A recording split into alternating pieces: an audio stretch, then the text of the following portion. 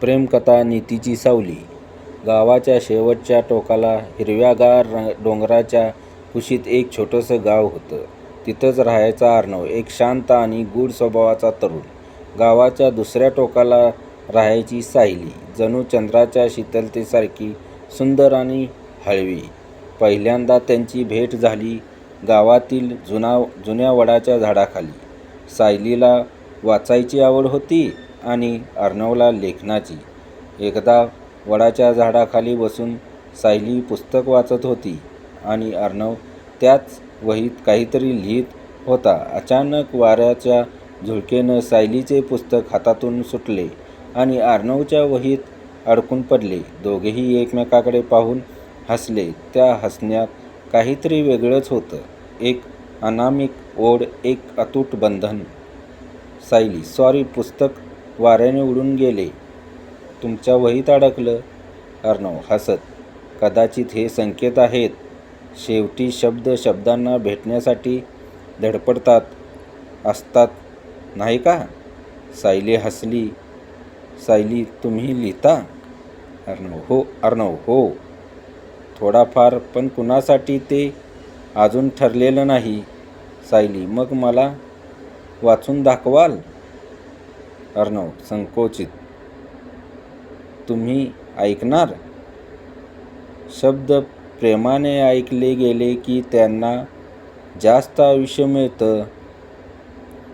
वा, आवडले तुझे विचार. शब्दाबद्दलचे, पण शब्दाच्या पलीकडे जाणारे.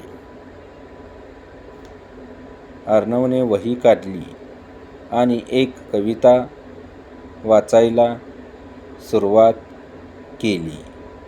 सावल्या लांबच लांब होत जातात, संध्याकाळच्या ढगाळच्या ओळीसारखे, आणि शब्द सुरेखपणे हळूच उगवतात, मनातल्या ओलसर हिरवळीसारखे.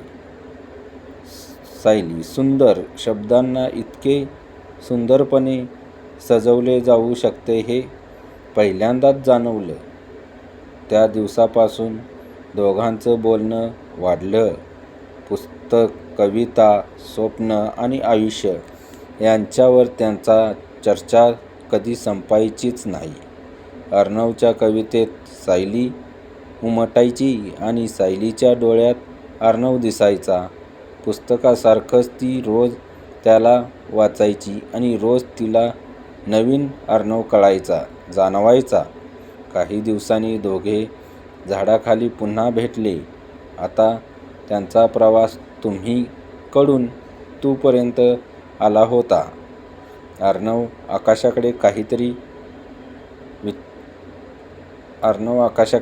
पाहत काहीतरी विचार हरवला होता, कारण त्याला सायलीच्या कुटुंबाची पार्श्वभूमी कळालेली होती आणि त्याच्या मनात शंका होती की कदाचित नीती त्याच्या प्रेमाच्या मार्गात अडचण ठरेल. त्याच्या मनातील ते भाव सायलीने अचूक हेरले होते. त्याच्याकडून ते जाणून घ्यायचे होते. म्हणून तिने त्याला विचारले, सायली, एवढं काय विचार करतोस? अर्णव: विचार करतोय की नीती खरंच अस्तित्वात असते का? नीतीला आपले प्रेम मान्य होईल का? सायली: तू नीतीवर विश्वास ठेवत नाहीस? अर्णव: मला वाटतं आपण नीतीला शब्दात बांधतो, कवितेत मांडतो, पण शेवटी तीच आपल्याला बांधून टाकते. कदाचित नीतीच माझ्याकडून शब्दाद्वारे कागदावर उतरत असते का? सायली हसत: किती गूढ बोलतोस. पण मला वाटतं नीतीच्या खेळाला आपलं मन कधीच संपूर्णतः स्वीकारत नाही.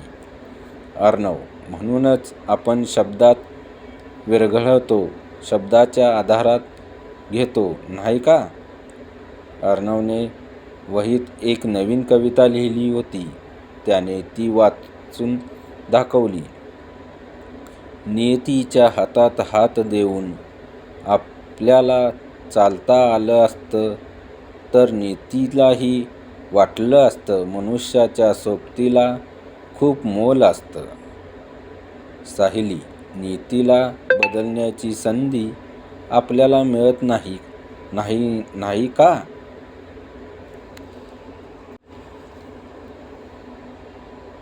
लाईक करा, कमेंट करा.